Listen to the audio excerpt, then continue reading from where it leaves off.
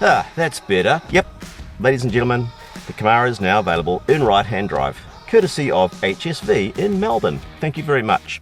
Now, make no mistake about it, it's a very big deal to change a car from left-hand drive to right-hand drive. Apart from the cosmetic things of the steering wheel being here and the pedals being there, it's all the engineering stuff as well. They had to make a new steering rack, they had to remanufacture a large part of the firewall, they had to remake the transmission tunnel to give it more room on this side to accommodate a driver's footrest for your left leg. Things like that maybe not that obvious, but it is a big piece of engineering. There's a couple of little things that just let you know that it was originally a left-hand drive car. One is the center console here. When you're sitting on this side of the transmission tunnel, your arms kind of naturally fall into the cup holder, which is not ideal, but hey, you can live with that quite easily. On the A-pillar on the passenger side, what is now the passenger side, there's a little slot there which used to accommodate the Bluetooth microphone for Bluetooth. Now that microphone is over on this side, and unfortunately all they've done is drill a couple of little holes into this A-pillar finisher, which looks a little bit down market. You'll notice that the driver's door mirror seems to be a long way tilted out on its adjustment. The passenger's mirror, similarly, is actually quite close to its housing, but the mirrors still have plenty of range available for them, so you can still adjust them to see what you want to when you're looking rearward. And you need those mirrors big time, because sitting in here, the glass house area is very low, the shoulder line is really high, the roof is down low. I liken it to wearing a balaclava because it's kind of got that real slotted look. I really like the feel of it actually. I really like the feel sitting inside here, but you really want to know what it drives like, and so do I. So let's see how it goes.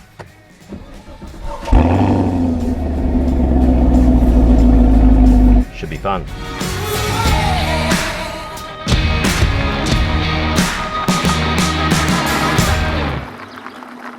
Oh, the other thing?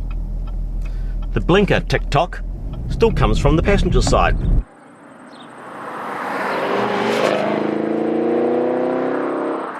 But that's all forgotten as soon as you put your foot into the LT1 V8. It develops 339 kilowatts at 6,000 RPM and 617 newton meters at 4,400 RPM. So it's a pretty muscly brute. This engine does have cylinder deactivation technology, so you get a little display on the dashboard that show you when it's running as a V8 and when it's running as a V4. You can't discern the switch on and switch off points, and really it's very impressive because it makes for a very economical Camaro. Now I've been tooling around for about 150 Ks now, and I'm averaging 11.2 litres per 100k. And that's motorway, but mainly around town driving. So 11.2 litres per 100k for a car that A, sounds like this, and B, looks like this. I'm happy with that. An 8-speed automatic transmission, a bimodal exhaust system, 4 piston Brembos, both front and rear. They have a nice progressive feel to them. The pedal bite around town I've found initially is a little bit severe, but out here on the open road, the pedal's got a beautiful modulation, so you can really just fine-tune the braking ever so delicately on your brake pedal pressure. The Camaro runs staggered 20-inch wheels. There are a 245 40 tyre up front and a 275 35 profile out the back, and they're run flat tyres, so that means they have a stiffer sidewall for when they're running with no air. Now that means that the car, it isn't really flattered in terms of its ride quality. It doesn't have Magna Ride suspension, it just has standard shock absorbers. It's got a McPherson strut front end to it and 5-link independent rear suspension at the back. And generally, it's pretty good. It's a little bit fussy and a little bit busy over short, sharp little undulations in the road. But on touring roads and sort of reasonable B roads like I'm on now, it's a pretty nice ride. You certainly know you're in a sport-focused car. There is a bit of tyre roar, as you might expect from tyres that are so wide and so low profile, but it's got a banging Bose sound system, 9-speaker sound system, so if the tyre roar becomes a bit wearying over time, just crank up a Jimmy Barnes track or AC/DC or whatever you like and drown it out. this thing certainly delivers behind the wheel. You don't feel like it's ever been anything but a genuine right-hand drive OEM vehicle. So HSV has done a great job in making this car feel legit. It's even got a handy inbuilt 0 to 100k timer. So I suppose that we should see how that works. Vehicle must be stopped, 0 to 100 kilometers an hour. Okay, we're stopped. Ready, we're in track mode. So here we go.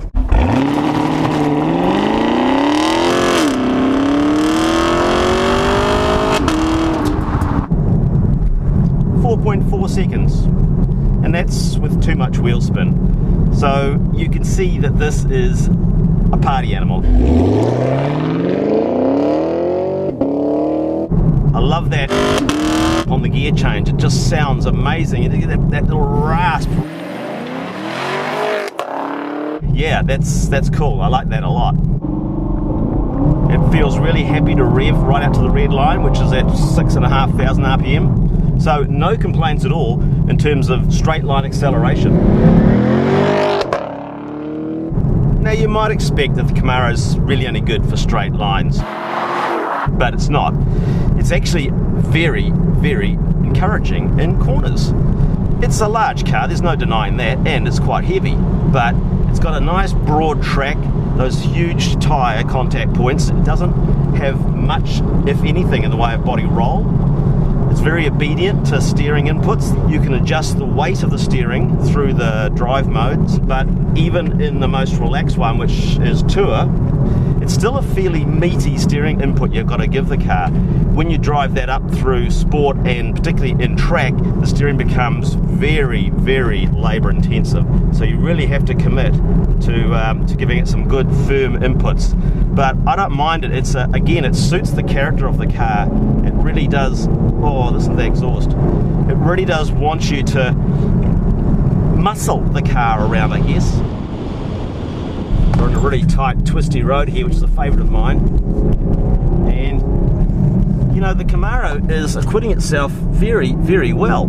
It's feeling very wieldy. It doesn't feel oversized for these roads, and these are tight roads. I'm actually extremely impressed about how well this thing handles bends. You might not think it to look at it or to look at its heritage, but man, there's nothing wrong with this thing. It's no slouch in corners. The ride quality I'm actually very impressed with. I'd certainly suggest that it's quite livable for this amount of performance to have a ride of this feel, because it's not, look, it's not a luxury car. You wouldn't call it floaty or serene or anything like that, but it's certainly not a tiring or jiggly ride in most instances, except in case you're going across an old Bailey bridge like that, in which case it is pretty jiggly. It's got a boot. What a bonus. It's not particularly large, but the back seat does fold down, and you've got a big port that opens up right through to the boot.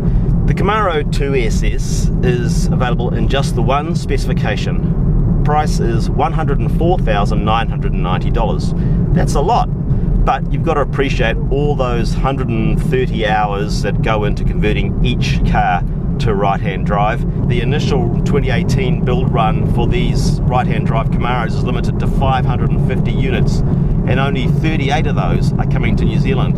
So you're very unlikely to bump into another Camaro at the supermarket car park. To my mind, the scarcity value of the Camaro is on its side. So is that 6.2 litre engine. I like the way it produces torque. I like the fact that even though it's just available as an automatic transmission, the pickup is fantastic. Off the line launches, clean, brisk, and just exciting.